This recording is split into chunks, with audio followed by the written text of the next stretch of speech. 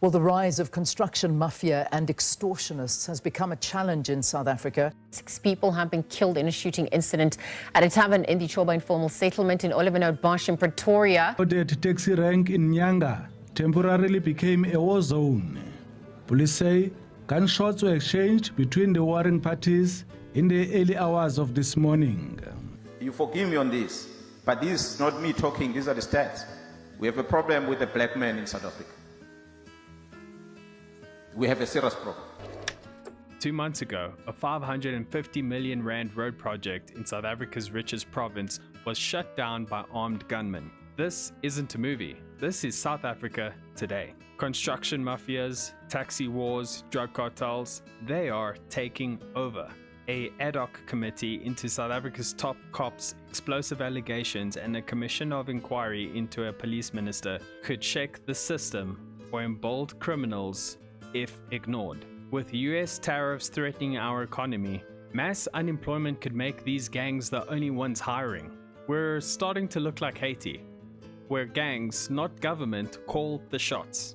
Haiti was once a thriving nation. Economic collapse, corruption, international debt, and natural disasters like the 2010 earthquake changed that. The tipping point? Gangs. This is Port-au-Prince, Haiti, where a brutal gang war is raging. More than 20,000 have been killed, and tens of thousands of people have fled their homes. Fueled by years of political instability, corruption, and poverty, the violence is getting worse, and the armed groups are running riot.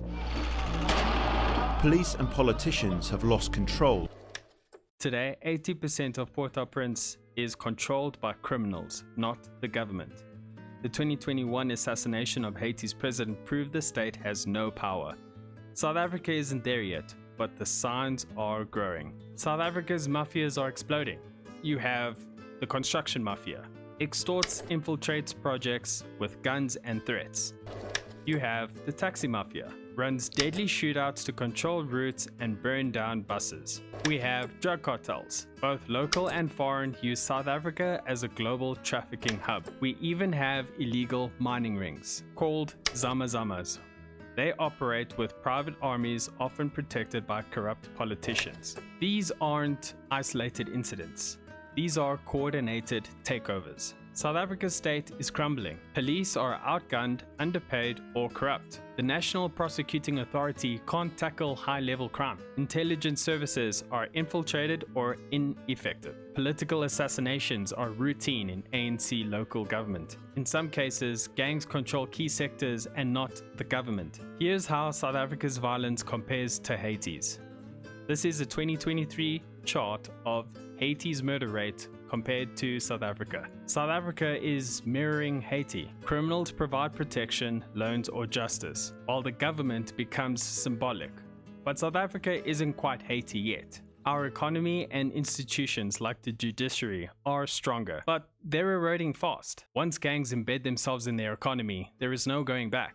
The more violent they get, the more power they hold. So why can't we stop South Africa's mafias? Well, corruption runs deep, and the state seems powerless to act. Brave whistleblowers like Babita Dokran, who expose corruption schemes, have been silenced through assassination. And now, KZN Police Commissioner Nhlanhla Mkhwanazi, who dropped a bombshell, alleged a criminal syndicate involving police, politicians, and even judges is now being scrutinized in Parliament by ad hoc committee in August 2025.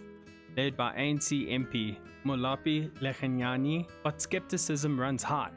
Many South Africans don't trust the ANC. They are ranked among the world's most corrupt organizations, ranking as 72 of 180 on the 2024 Corruption Index with a score of 41.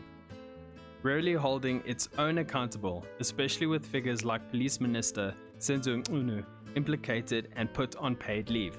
If this committee fails, it sends a chilling message to the criminal underworld that the state is theirs for the taking. If this continues, the future looks grim. Businesses will flee, infrastructures will collapse, and services will vanish.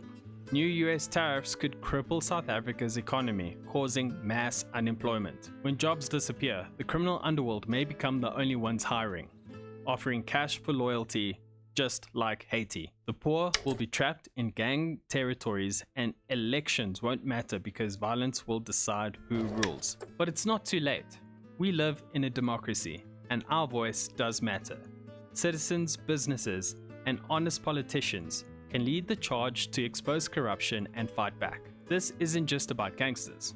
This is about a country being eaten alive, one mafia at a time. If we let allegations like Umklanklomkanazi be swept under the rug by a compromised system, and if tariffs and unemployment push more into the criminal underworld, criminals will know the state is theirs for the take. Unless we act, South Africa could collapse, not in theory, but in practice. So here is my question. Can South Africa avoid this fate? Thank you for watching. If you enjoyed this video, please make sure to hit that like and subscribe, maybe that bell too, and I will catch you in the next video. Peace.